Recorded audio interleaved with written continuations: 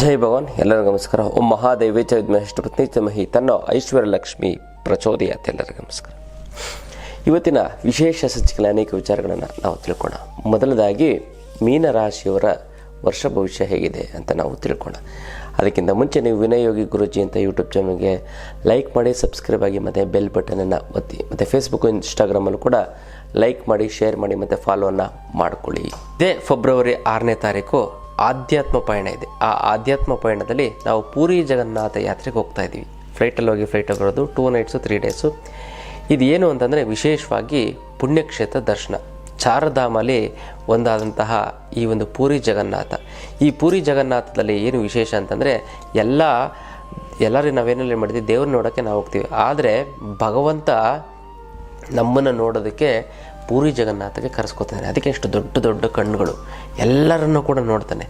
ಅದಕ್ಕೋಸ್ಕರ ಆ ಭಗವಂತ ನಿಮ್ಮನ್ನು ಕೂಡ ಕರೆಸ್ಕೊತಾ ಇದ್ದಾನೆ. ಹಾಗಾಗಿ ಈ ಒಂದು ಆಧ್ಯಾತ್ಮ ಪಯಣಕ್ಕೆ ನೀವು ಭಾಗಿಯಾಗಿ ಹೆಚ್ಚಿನ ಒಂದು ಮಾಹಿತಿಗಾಗಿ ನಿಮಗೆ ನಮ್ಮ ಆಫೀಸ್ಗೆ ಫೋನ್ ಮಾಡಿ, ಮತ್ತು ಕೆಲವೇ ಸೀಟ್ಗಳಿರೋವಂಥದ್ದು, ಆ ಆಫೀಸ್ಗೆ ಫೋನ್ ಮಾಡಿ, ಕರೆ ಮಾಡಿ ನಿಮಗೆ ವಿಚಾರವನ್ನು ತಿಳಿಸಿ ಅದ್ರ ಬಗ್ಗೆ ಸಂಪೂರ್ಣವಾದಂಥ ಮಾಹಿತಿಯನ್ನು ಕೊಡ್ತಾರೆ. ಆಧ್ಯಾತ್ಮ ಪಯಣದ ಬಗ್ಗೆ ಮತ್ತು ಪೂರಿ ಜಗನ್ನಾಥ ನಾವೆಲ್ಲ ಹೋಗೋದಕ್ಕೆ ಸಿದ್ಧವಾಗಿದ್ದೀವಿ. ನೀವು ಕೂಡ ಬರ್ತೀರಲ್ಲ.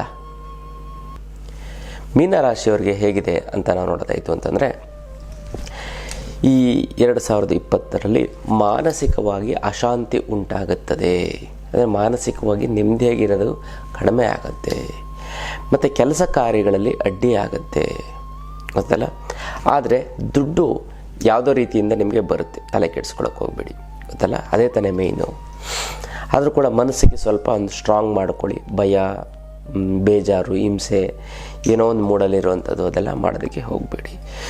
ಮತ್ತು ಏನೋ ಒಂದು ಗೊಂದಲ ಉಂಟಾಗುತ್ತೆ. ಹಿಂದೆ ಹೋದ ವರ್ಷದಲ್ಲಿ ಏನೋ ಒಂದು ಗೊಂದಲ ಉಂಟು, ಅದರಿಂದ ಹೊರಗಡೆ ಬರ್ತೀರ. ಇದಿಷ್ಟೇನಾ ಅಂತ ನಿಮಗೆ ಗೊತ್ತಾಗ್ತಾ ಬರುತ್ತೆ. ಆತ್ಮವಿಶ್ವಾಸ ಹೆಚ್ಚಾಗುತ್ತೆ. ನೀವು ನಿರ್ಧಾರವನ್ನು ಮಾಡಬೇಕಾದ್ರೂ ಕೂಡ ಒಳ್ಳೆಯ ನಿರ್ಧಾರವನ್ನು ತೆಗೆದುಕೊಳ್ಳಿ. ಯಾಕಂದರೆ ಯೋಚನೆ ಮಾಡಿ ಇಮಿಡಿಯೇಟಾಗಿ ನಿರ್ಧಾರವನ್ನು ತೆಗೆದುಕೊಳ್ಳಿ. ಯಾಕಂದರೆ ಈ ವರ್ಷ ನೀವು ನಿರ್ಧಾರಗಳನ್ನು ತೆಗೆದುಕೊಂಡೇ ನಿಮ್ಮ ಹಳ್ಳವನ್ನು ನೀವೇ ತೊಳ್ಕೊಂಡಂಗೆ ಆ ರೀತಿ ಆಗುತ್ತೆ. ನಿರ್ಧಾರಗಳನ್ನು ಗಟ್ಟಿ ನಿರ್ಧಾರ ಆಗಿರಬೇಕು, ಕರೆಕ್ಟಾಗಿರಬೇಕು. ಒಂದಲ್ಲ 100 ಸರಿ ಯೋಚನೆ ಮಾಡಿರಬೇಕು. ಒಂದಲ್ಲ ಒಂದು 10-20 ಜನನ ಕೇಳಿ ಆಮೇಲೆ ನೀವು ಅದನ್ನು ಯೋಚನೆ ಮಾಡಿ ತಗೊಳ್ಳಿ. ಇಮಿಡಿಯೇಟಾಗಿ ಡಿಸಿಷನ್ ತಗೋತಂದರೆ ಕೆಲಸ ಕೆಟ್ಟೋಗ್ಬಿಡುತ್ತೆ, ಅದಲ್ಲ.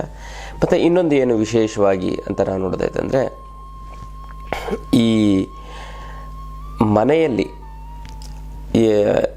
ಏನಂತಂದರೆ ಈ ಮನೆಯವ್ರಿಗೆ ಹುಷಾರು ತಪ್ಪೋದ್ರಿಂದ, ಮನೆ ಹುಷಾರು ತಪ್ಪಿದರೂ ಅವ್ರು ನೆಮ್ಮದಿಯಾಗಿರ್ತಾರೆ, ಅದಕ್ಕಿಂತ ನೀವು ಜಾಸ್ತಿ ದುಃಖವನ್ನು ಪಡ್ತೀರ, ಗೊತ್ತಲ್ಲ. ಮತ್ತು ಕುಟುಂಬದವ್ರಿಗೆ ಈ ವರ್ಷದಲ್ಲಿ ಏನೇ ಒಂದು ಸಣ್ಣ ಪುಟ್ಟ ಹೆಚ್ಚು ಕಡಿಮೆ ಆಯಿತು ಅಂದರೆ ನೀವು ಅದು ಹತ್ತರಷ್ಟು ನೋವು ಮತ್ತು ಬಾಧೆಯನ್ನು ನೀವು ಪಡ್ತಾ ಇರ್ತೀರ, ಗೊತ್ತಲ್ಲ. ಆದರೆ ಎಲ್ಲ ಕುಟುಂಬಸ್ಥರು ನಿಮ್ಮ ತುಂಬ ಚೆನ್ನಾಗಿ ನೋಡ್ಕೋತಾರೆ, ಅದೊಂದು. ಮತ್ತು ವಿದ್ಯಾರ್ಥಿಗಳು ಏನಂತ ಒಳ್ಳೆ ರಿಸಲ್ಟ್ ಸಿಗ್ತಾ ಹೋಗುತ್ತೆ. ಒಳ್ಳೆ ಕಾಂಬಿನೇಷನ್ ಅಂತ ಒಳ್ಳೆ SLC ಪಾಸ್ ಆಗಿರೋ, PUC ಪಾಸ್ ಆಗಿರೋ, ನೆಕ್ಸ್ಟ್ ಏನು ಮಾಡಬೇಕು ಅನ್ನೋದು ಅಂಥದ್ದನ್ನು ತೆಗೆದುಕೊಳ್ಳಿ. ಚೆನ್ನಾಗಿದೆ ವಿದ್ಯಾರ್ಥಿಗಳಿಗೆ. ಮತ್ತು ಈ ಫಿಲಮ್ ಆ್ಯಕ್ಟರ್ಸು, ಕಲೆ, ಸಂಗೀತ, ಸಾಹಿತ್ಯ, ಕಲಾವಿದರುಗೆಲ್ಲ ಇವ್ರಿಗೆಲ್ಲ ತುಂಬ ಚೆನ್ನಾಗಿದೆ, ತುಂಬ ಅನುಕೂಲ ಆಗ್ತಾ ಬರುತ್ತೆ. ಆದರೆ ನೀವೇನಂದ್ರೆ ಯಾವುದೇ ಕಾರಣಕ್ಕೂ ಒಳ್ಳೆ ಪ್ಲ್ಯಾಟ್ಫಾರ್ಮ್ ಸಿಗುತ್ತೆ, ನಿರ್ಲಕ್ಷ್ಯ ಮಾಡೋಕ್ಕೆ ಹೋಗ್ಬೇಡಿ, ಕೇರ್ಲೆಸ್ಸನ್ನು ಮಾಡೋದಕ್ಕೆ ಹೋಗಬೇಡಿ, ಗೊತ್ತಲ್ಲ. ಮತ್ತು ಯಾವುದೇ ಒಂದು ನೀವೊಂದು ಕೆಲಸ ಮಾಡಬೇಕಾದ್ರೆ ಅದನ್ನು ಪ್ರಾಕ್ಟೀಸ್ ಮಾಡ್ಕೊಂಡೋಗಿ ಮನೇಲಿ. ಅಲ್ಲಿ ಹೋಗಿ ನೀವು ತಬ್ಬಿಬ್ಬಾಗುವಂಥ ಒಂದು ಚಾನ್ಸಸ್ಗಳು ಇರುತ್ತೆ. ಇವಾಗ ಏನೋ ಒಂದು ನಿಮ್ಮ ಗೆಸ್ಟಾಗಿ ಕರೆದಿರ್ತಾರೆ, ನೀವೇ ಆರ್ಗನೈಸ್ ಮಾಡಬೇಕಾಗಿರುತ್ತೆ. ಮನೇಲಿ ಪ್ರಿಪೇರ್ ಮಾಡ್ಕೊಂಡೋಗಿ. ಪ್ರಿಪೇರ್ ಮಾಡ್ಕೊಳ್ಳದೆ ನೀವು ಹೋಯ್ತು ಅಂತಂದರೆ ಸಮಸ್ಯೆಗಳು ಕಟ್ಟಿಟ್ಟ ಬುದ್ಧಿ, ಗೊತ್ತಲ್ಲ. ಹಾಗಾಗಿ ಮತ್ತು ಉದ್ಯೋಗ ಮತ್ತು ಉದ್ಯೋಗದಲ್ಲಿ ತುಂಬ ಚೆನ್ನಾಗಿದೆ. ಪ್ರಮೋಷನ್ಸು ಆ ಥರದ್ದೆಲ್ಲ ಚೆನ್ನಾಗುತ್ತೆ. ವ್ಯವಹಾರದಲ್ಲಿ ನಿಮಗೇನು ಅಂತಂದರೆ ಈ ಪಾರ್ಟ್ನರ್ಶಿಪ್ಪಿಂದನೇ ಚೆನ್ನಾಗಿ ನಡೀತಾ ಇರುತ್ತೆ. ಆದರೆ ಅವರ ಸ್ವಾರ್ಥದಿಂದ ನಿಮ್ಮನ್ನು ತೆಗೆದಾಕ್ತಾರೆ, ಅವರೇ ಸಪ್ರೇಟಾಗಿ ಮಾಡ್ಕೋತಾರೆ. ಇನ್ನು ವ್ಯಾಪಾರದಲ್ಲಿ ಹೇಗಿದೆ ಅಂತಂದರೆ ತುಂಬ ಚೆನ್ನಾಗಿದೆ. ನೀವು 100 ರೂಪಾಯಿ ಎಕ್ಸ್ಪೆಕ್ಟ್ ಇತ್ತು ಅಂದರೆ 80 ರೂಪಾಯಿ ನಿಮಗೆ ಬರುತ್ತೆ, ತುಂಬ ಚೆನ್ನಾಗಿದೆ. ನೀವು ಯಾವುದೇ ರೀತಿಯಂಥ ವ್ಯಾಪಾರ ಮಾಡಿದ್ರೂ ಕೂಡ ಅನುಕೂಲ ಆಗುತ್ತೆ. ಆದರೆ ಪಾರ್ಟ್ನರ್ಶಿಪ್ಪಲ್ಲಿ ಅವರೇ ನಿಮ್ಮನ್ನು ದೂರ ತಳ್ಳಿದೆ. ಯಾಕಂದರೆ ದುಡ್ಡೆಲ್ಲ ಇವನಿಗೇನೋ ಕರೆದ ಕೊಡಬೇಕು, ನಾನೇ ಮಾಡ್ತೀನಿ ಅನ್ನೋಂಥ ಒಂದು ಇರುತ್ತೆ. ಮತ್ತು ನಿಯಮಿತವಾದಂಥ ಒಂದು ಅಭ್ಯಾಸವನ್ನು ಮಾಡಿಕೊಳ್ಳಿ. ಅಂತಂದರೆ ಯಾವ ಒಂದು ಅಭ್ಯಾಸ ಮೇಯ್ನಾಗಿ ಅಂತಂದರೆ ಹೆಂಗೆ ದುಡ್ಡೇನೋ ಬರುತ್ತೆ ಈ ಸರಿ, ಹೆಂಗೆ ಮ್ಯಾನೇಜ್ ಮಾಡಬೇಕು, ಮನೆಯಲ್ಲೇ ಕೂತ್ಕೊಂಡು ಪ್ಲ್ಯಾನ್ ಹಾಕಿ ಇಲ್ಲಿ ಹಾಕೋದು ಹಿಂಗಾಗುತ್ತೆ, ಹಿಂಗೆ ಹಾಕೋದು ಹಿಂಗಾಗುತ್ತೆ ಅಂತಂದರೆ ಮ್ಯಾನೇಜ್ಮೆಂಟ್, ಮನಿ ಮ್ಯಾನೇಜ್ಮೆಂಟ್ ಅದನ್ನು ಕಲ್ತ್ಕೊಳ್ಳಿ, ತುಂಬ ಚೆನ್ನಾಗಾಗುತ್ತೆ. ಮತ್ತು ಹೊಸ ಹುದ್ದೆಗಳು ಸಿಗ್ತಾ ಬರುತ್ತೆ ಸರ್ಕಾರಿ ಕೆಲಸದವ್ರಿಗೆ ಮತ್ತು ಬ್ಯಾಂಕ್ ಕೆಲಸದವ್ರಿಗೆ, ತುಂಬ ಚೆನ್ನಾಗಾಗುತ್ತೆ. ಮತ್ತು ಇನ್ನೊಂದೇನಂತಂದರೆ ಹಿರಿಯರು ಮತ್ತು ಫ್ರೆಂಡ್ಸಿಂದ ತುಂಬ ಬೆಂಬಲ ಸಿಗ್ತಾ ಹೋಗುತ್ತೆ. ನೀವೇನು ಮಾಡಿದ್ರೂ ಕೂಡ ಅವರು ಸಪೋರ್ಟನ್ನು ಮಾಡ್ತಾರೆ. ಮತ್ತು ಇನ್ನೊಂದೇನಂತಂದರೆ ಈ ಹಳೆ ಗ್ರಾಹಕರು ಏನಿರ್ತಾರೆ ಅಂತಂದರೆ, ನೀವು ಒಂದು ವ್ಯಾಪಾರ ಮಾಡ್ತಾ ಇರ್ತೀರ, ಅವರೆಲ್ಲ ಬಿಟ್ಟೋಗೋ ಅಂಥ ಒಂದು ಚಾನ್ಸಸ್ಗಳೇ ಇರುತ್ತೆ. ಇನ್ನು ಬರಬೇಕಾಗಿರೋ ದುಡ್ಡು ಬರ್ತಾ ಇಲ್ಲ ಅಂದರೆ, ಕೊಡೋರಿಗೆ ಕೊಡೋಕ್ಕಾಗ್ತಾ ಇಲ್ಲ ಅಂದರೆ, ಸಿಕ್ಕಾಪಟ್ಟೆ ಸಾಲ ಆಗಿರ್ತದೆ ಗುರುಗಳೇ, ದುಡ್ಡು ನೀರು ಥರ ಖರ್ಚಾಗ್ತಾಯಿದೆ. ಸಾಲದವರು ಫೋನ್ ಮೇಲೆ ಫೋನು, ಮೆಸೇಜ್ ಮೇಲೆ ಮೆಸೇಜು, ಮನೆ ಹತ್ರ ಬಂದು ಗಲಾಟೆ ಮಾಡ್ತಾರೆ ಗುರುಗಳೇ, ಏನು ಮಾಡೋದು ಅನ್ನೋದೇ ಗೊತ್ತಾಗ್ತಾ ಇಲ್ಲ ಅಂತ. ಅದಕ್ಕೆಲ್ಲ ತಲೆನೇ ಕೆಡಿಸ್ಕೊಬಿಡಿ. ಇದಕ್ಕೆಲ್ಲ ಏಕೈಕ ರಾಮಬಾಣ ಅಂದರೆ ಅಷ್ಟಲಕ್ಷ್ಮಿ ಯಂತ್ರ. ಈ ಅಷ್ಟಲಕ್ಷ್ಮಿ ಯಂತ್ರವನ್ನು ಮನೆಯಿಟ್ಟು ಪ್ರತಿಷ್ಠಾಪನೆ ಮಾಡಿ ಸಾಕ್ಷಾತ್ ಮಹಾಲಕ್ಷ್ಮಿ ನಿಮ್ಮ ಮನೆಯಲ್ಲಿ ನೆಲೆಸಿದ ಹಾಗೆ ಇಂದ ಅದ್ಭುತವಾದಂಥ ಒಂದು ಯಂತ್ರ. ಇದಕ್ಕೆ ಮುಟ್ಟು ಕಟ್ಟು ಚಟ್ಟು ಮಡಿ ಮೇಲಿಗೆ ಸುತ್ತಗ ಗೀತ್ಕ ವೆಜ್ಜು ನಾನ್ ವೆಜ್ ಜಾತಿ ಗೀತಿ ದಿಕ್ಕು ಗಿಕ್ಕು ಆ ಥರದ್ದೇನಿಲ್ಲ.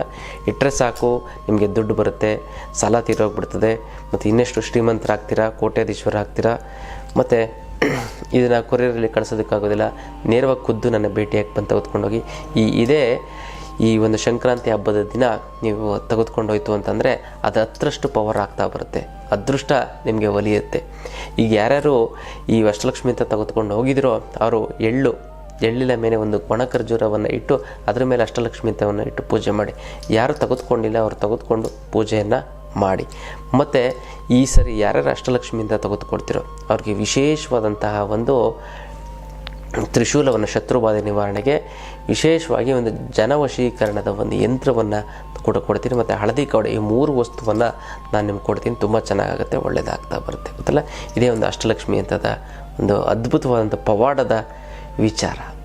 ನೀವು ಇಷ್ಟು ದಿನ ಅವರೇ ನಂಬ್ಕೊಂಡಿದ್ದೀರ, ಬಟ್ ಅವರು ನಿಮ್ಮನ್ನ ಕೈ ಕೊಡೋಂಥ ಚಾನ್ಸಸ್ ಇರುತ್ತೆ. ಅದಕ್ಕೆ ಅವ್ರು ಇದರ ಬಿಡು ವ್ಯಾಪಾರ ಆಗುತ್ತೆ ಅಂದ್ಕೊಂಡು ನೀವು ಇನ್ವೆಸ್ಟ್ಮೆಂಟ್ ಮಾಡೋದಾಗಲಿ ಅಥವಾ ಏನೇ ಮಾಡೋಕ್ಕೋಯ್ತು ಅಂತಂದರೆ ಕೂಡ ಸಮಸ್ಯೆಗಳು ಆಗ್ತಾ ಬರುತ್ತೆ. ಹೊಸ ಇವ್ರನ್ನ ನೀವು ಹುಡುಕ್ತಾ ಹೋಗಬೇಕಾಗತ್ತೆ.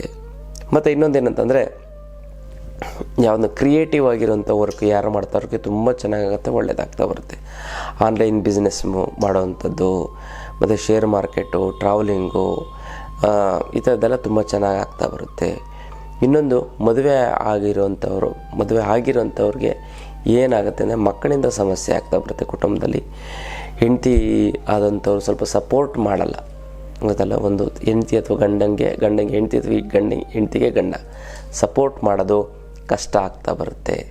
ಅದಕ್ಕೋಸ್ಕರ ಸ್ವಲ್ಪ ಒಂಚೂರು ಕೇರ್ಫುಲ್ಲಾಗಿ ನೋಡ್ಕೊಳ್ಳಿ.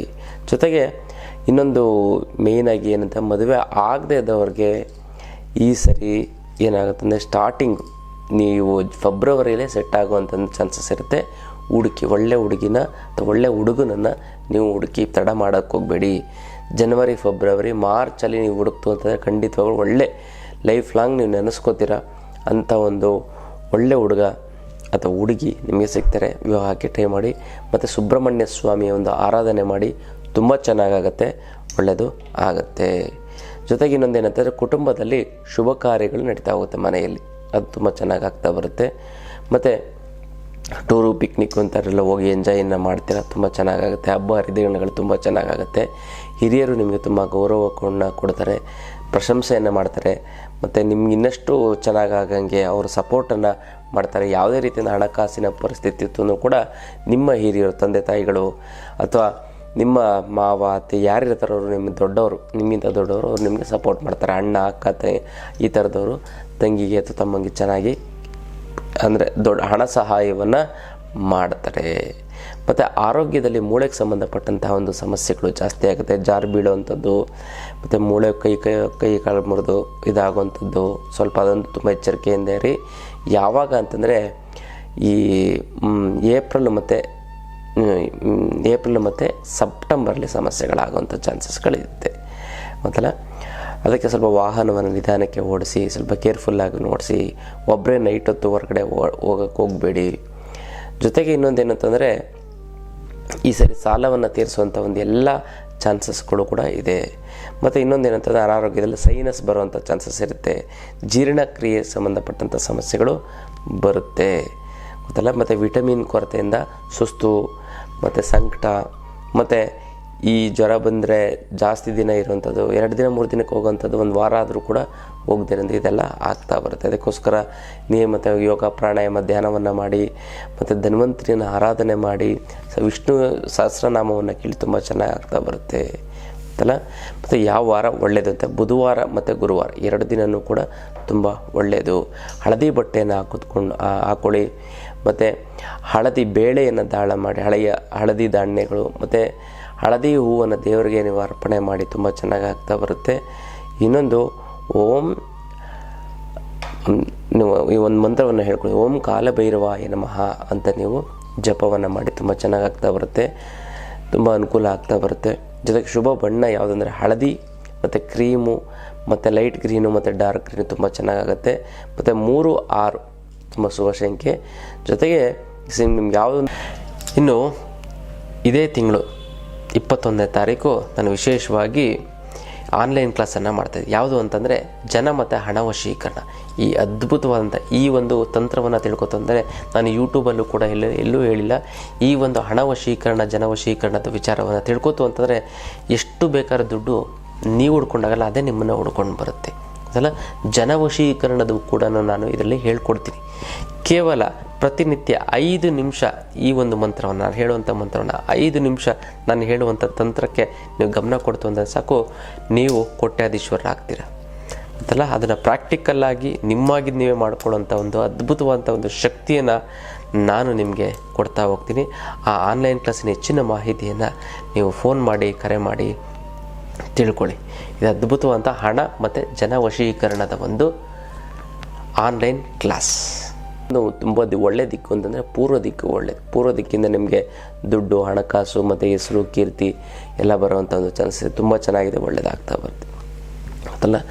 ಮತ್ತು ಯಾರ್ಯಾರು ಮೀನ ರಾಶಿಯವರು ಇದ್ದೀರೋ ಅವರೆಲ್ಲರೂ ಕೂಡ ನೀವೇನು ಮಾಡಬೇಕು ಅಂತಂದರೆ, ನೀವು ನಾನು ಸಂಕಲ್ಪ ಮಾಡ್ತೀನಿ, ನೀವು ಓಂ ಐಶ್ವರ್ಯ ಲಕ್ಷ್ಮಿಯೇ ನಮಃ ಅಂತ ಕಮೆಂಟ್ ಮಾಡಿ ಸಾಕು. ನಾನು ಸಂಕಲ್ಪವನ್ನು ಮಾಡ್ತೀನಿ, ತಂತ್ರವನ್ನು ಮಾಡಿ ಒಂದಕ್ಕೊಂದು ಸೇರಿ ತುಂಬ ಚೆನ್ನಾಗುತ್ತೆ, ಒಳ್ಳೆಯದಾಗ್ತಾ ಬರುತ್ತೆ ಗೊತ್ತಲ್ಲ. ಇದು ವಿಶೇಷವಾದಂಥ ಒಂದು ಮೀನ ರಾಶಿಯವರ ಒಂದು ವರ್ಷ ಭವಿಷ್ಯ.